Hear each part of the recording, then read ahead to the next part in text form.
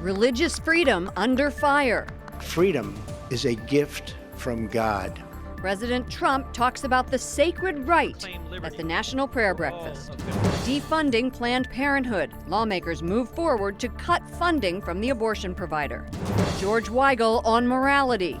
You see that we are in something of a state of civil war. My one-on-one interview. I can only imagine. And Prayer in America. A Christian rock band serenades the president. On EWTN News Nightly for Thursday, February 2nd, 2017.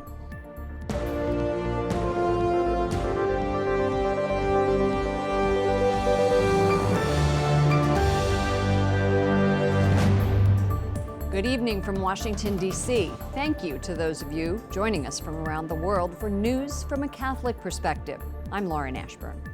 President Trump warns religious freedom is under threat, and he vows to empower pastors to endorse candidates from the pulpit. His comments came during the National Prayer Breakfast in the nation's capital. Wyatt Goolsbee joins us from the White House with more on the president's speech. Lauren, President Trump promises that his administration will do everything to defend religious liberty. That includes repealing what's called the Johnson Amendment. It's a promise that played out well to more than 3,000 pastors, lawmakers, and other religious leaders during today's event, an event attended by every president since Dwight Eisenhower. Freedom of religion is a sacred right, but it is also a right under threat. Before faith leaders and politicians from all 50 states, President Donald J. Trump declares he will protect religious liberty. Our republic was formed on the basis that freedom is not a gift from government, but that freedom is a gift from God. And the president says he'll repeal an IRS rule that says pastors who endorse candidates from the pulpit risk losing their tax-exempt status. I will get rid of and totally destroy the Johnson Amendment. Trump also defends his order on immigration. We need security. There are those who would seek to enter our country for the purpose of spreading violence or oppressing other people based upon their faith or their lifestyle. Trump's words are encouraging for religious conservatives who saw a series of defeats on abortion, the redefinition of marriage, and other issues under President Obama. Last year, the president wrote a letter to Catholics pledging to defend religious freedom. Today, he seems to be making good on it. And we will be a country where all citizens can practice their beliefs without fear of hostility or fear of violence. The president also expressed gratitude to the men and women who have sacrificed their lives in service to the country. He mentioned his traveling to Dover Air Force Base in order to attend and welcome the remains of William Ryan Owens. He's the U.S. Navy SEAL who was killed over the weekend in a firefight against terrorists in Yemen. Lauren?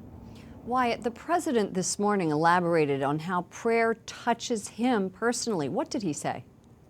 Yes, he did. He acknowledged that prayer from other people has actually been a constant source of strength for him. He said in particular there have been 5 words that people have said. I am praying for you. He says he's heard lots of things on the campaign trail and after that, but he says in particular those 5 words have sustained him. Lauren? Wyatt Goolsbee at the White House. Thank you, Wyatt.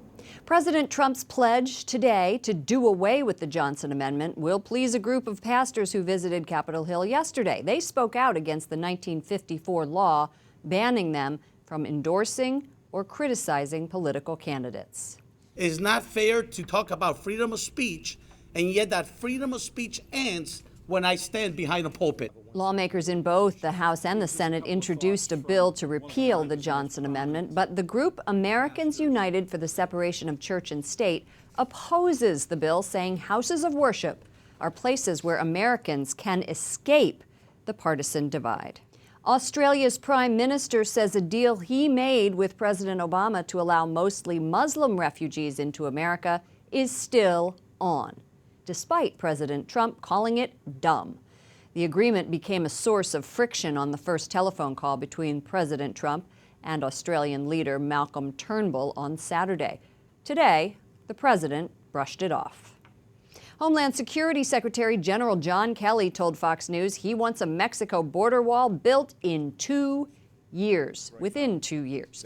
Retired General Kelly says the wall will be built where it's needed most first, and then will be filled in along the way. Secretary of State Rex Tillerson urges his employees to remain unified and focused on their mission.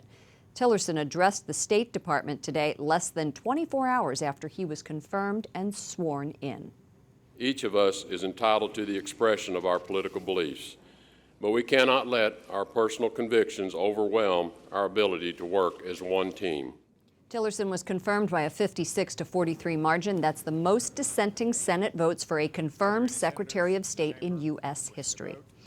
Democrats boycott another one of President Trump's cabinet picks, Environmental Protection Agency nominee Scott Pruitt.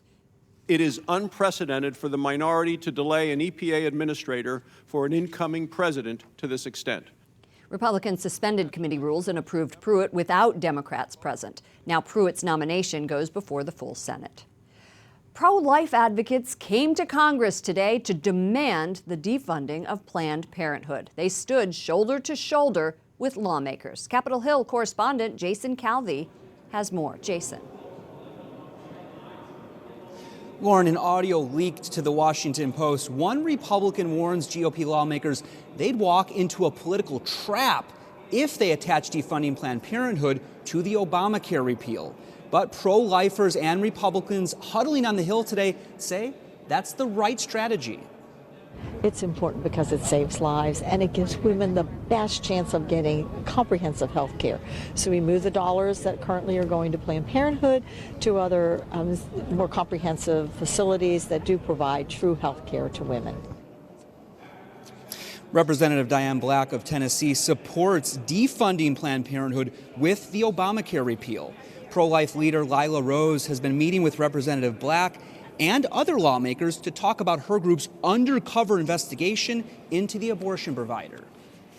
Planned Parenthood is not providing holistic health care. They're misleading about many of the services that they claim to provide. They don't provide many other services that are beyond just reproductive health, which is a woman is more than just her reproductive system.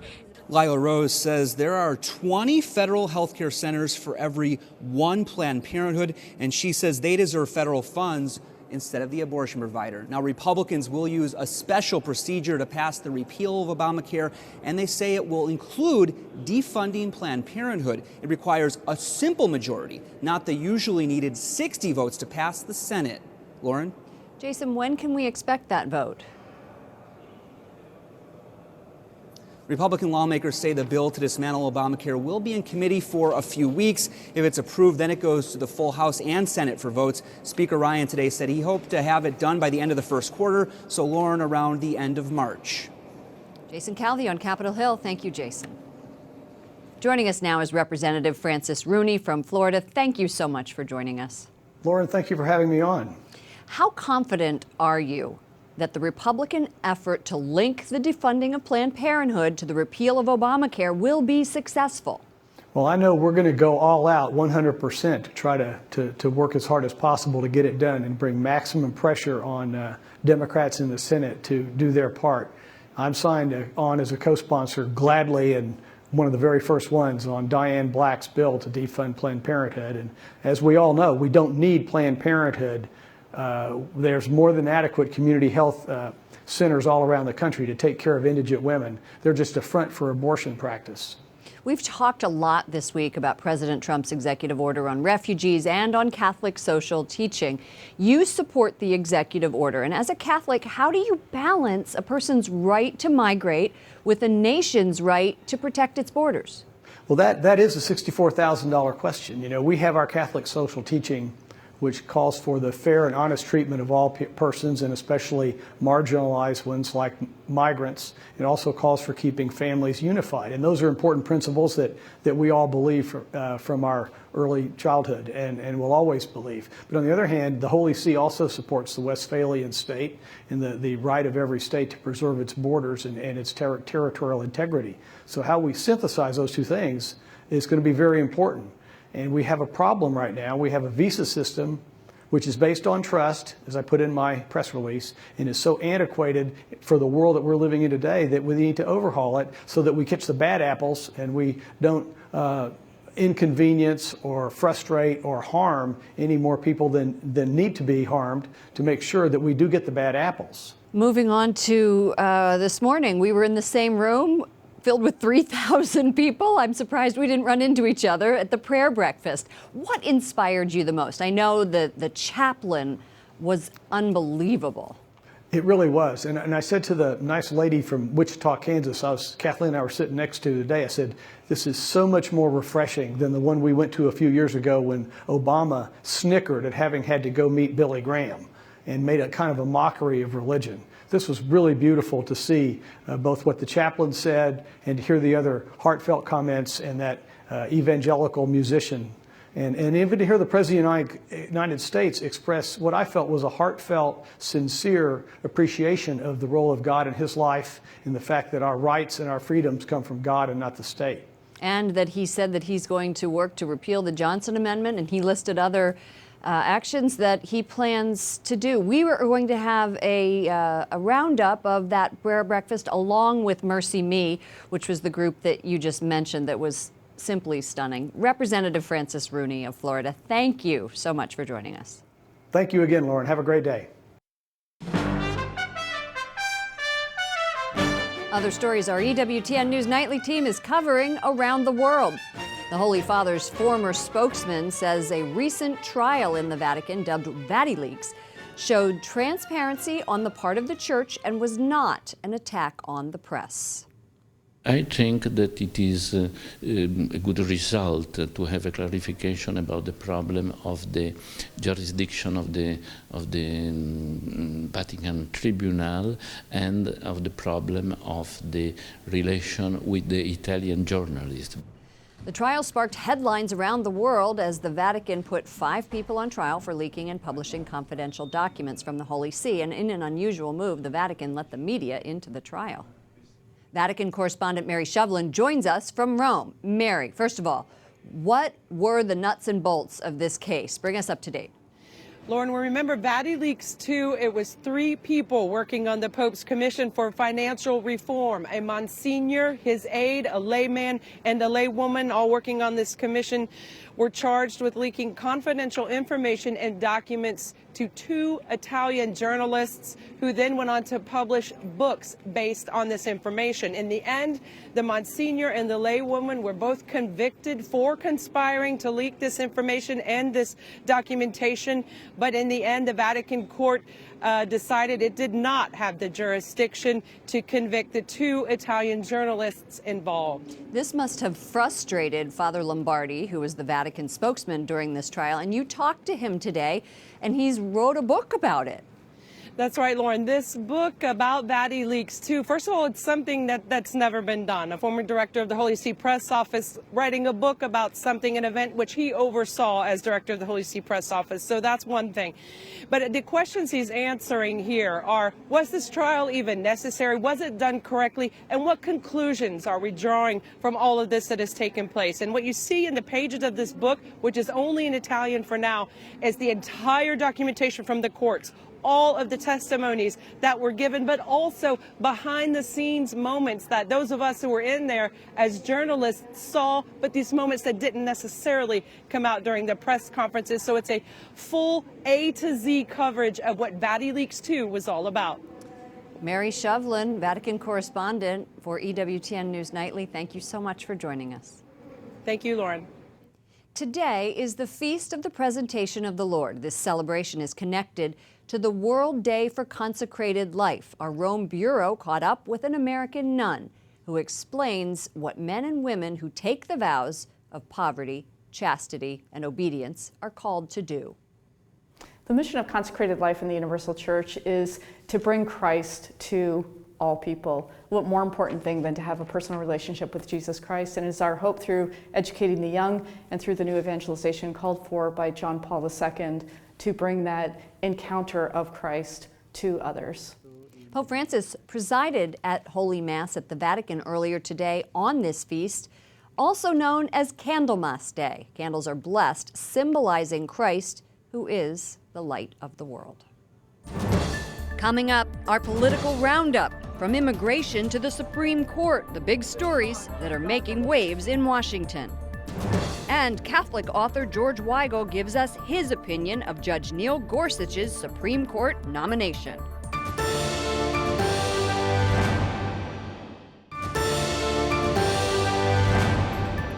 In the first 2 weeks of his presidency, Donald Trump has addressed a number of issues important to Catholics, including the nomination of Judge Neil Gorsuch to the Supreme Court. Joining us now is Tim Carney, commentary editor for the Washington Examiner, and Bob Cusack, editor-in-chief for The Hill. Gentlemen, welcome back. Thank you. Tim, during the campaign, Donald Trump promised Catholics he would nominate a Supreme Court justice in the role of Antonin Scalia, saying a beloved, great Catholic thinker and jurist.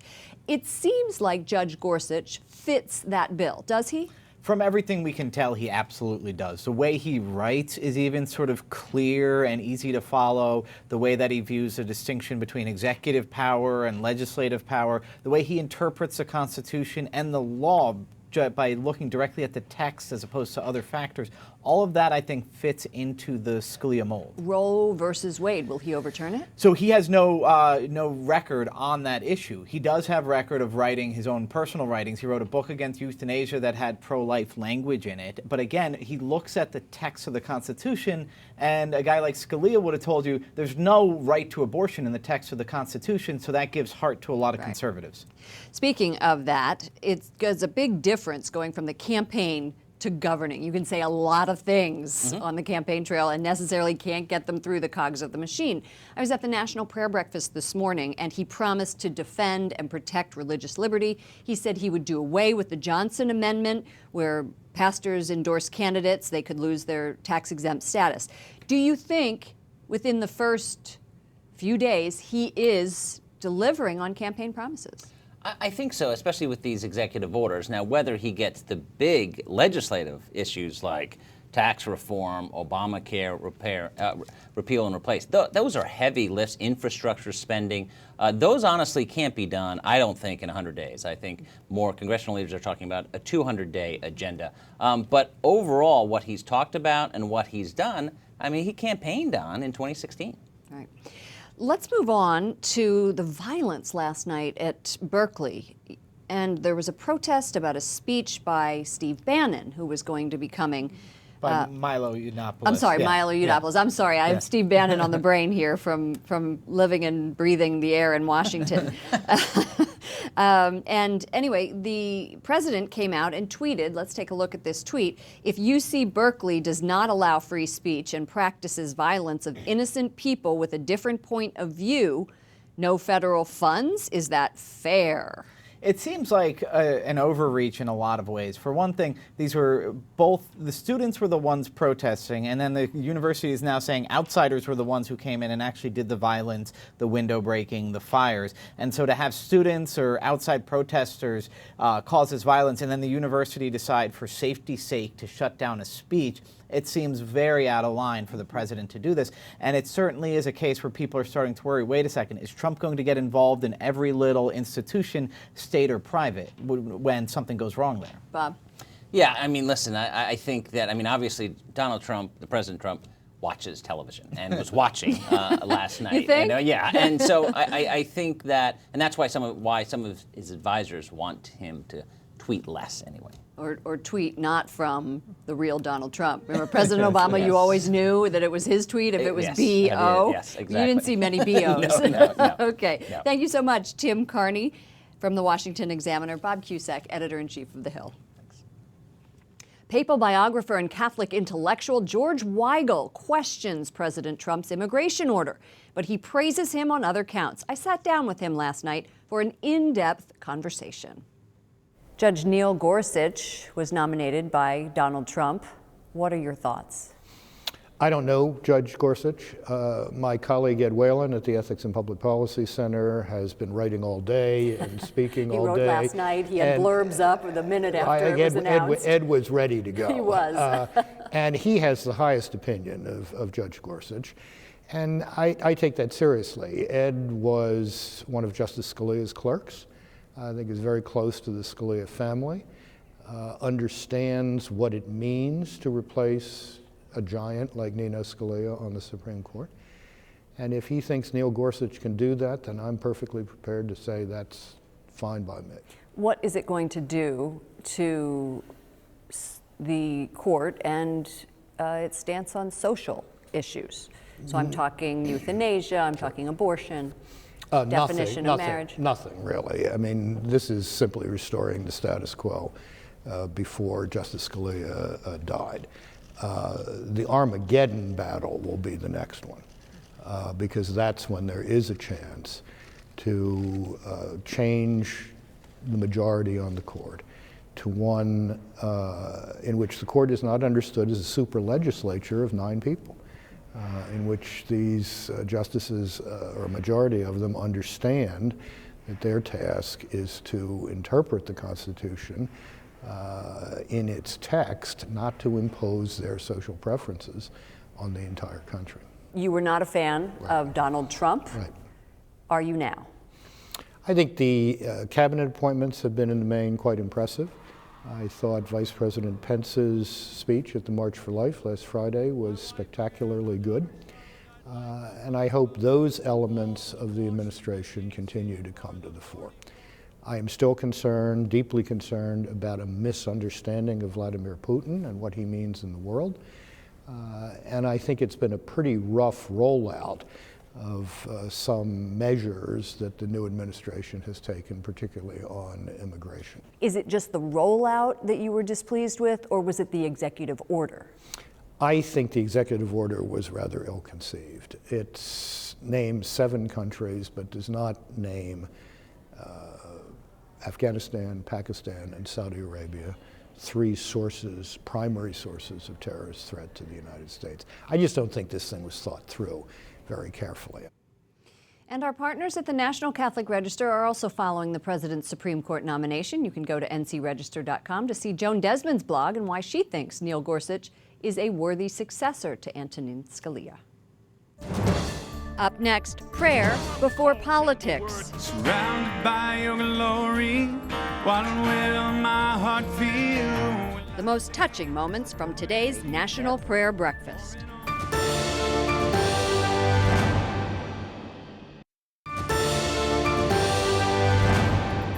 As a Pennsylvania girl at heart, I would be remiss if I didn't report on the doings of Punxsutawney Phil.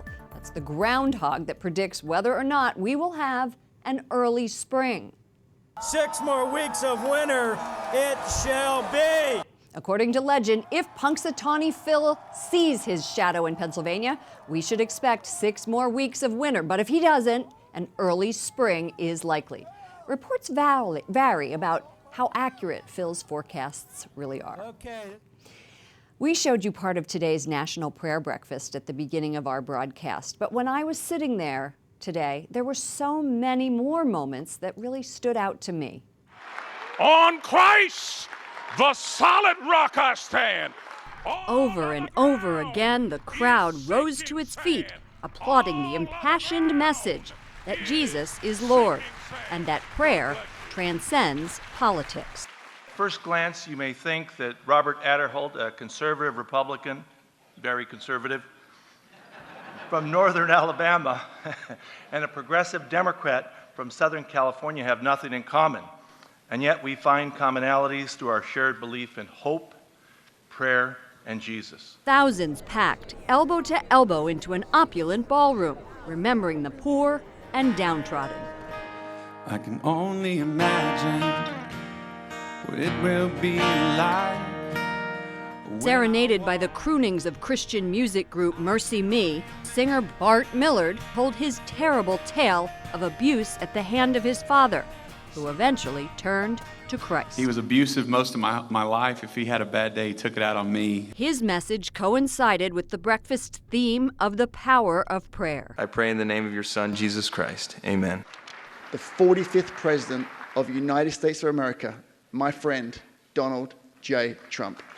But the big name, Donald Trump, who received an introduction by Mark Burnett, the producer of his highly successful television series The Apprentice, brought a different kind of prayer. He couldn't resist a dig at his successor. And I want to just pray for Arnold, if we can, for those ratings, okay? That was Arnold Schwarzenegger, who has taken over his position. Arnold Schwarzenegger had a tweet responding to that. It was saying maybe we should switch jobs. We leave you tonight with one of the most poignant moments of the prayer breakfast. This was when thousands of people raised their voices to give glory to God. It brought me goosebumps. I hope you enjoy it. Good night, and God bless. So if you don't know the words of this song, you probably need to go to church more. Amazing grace, how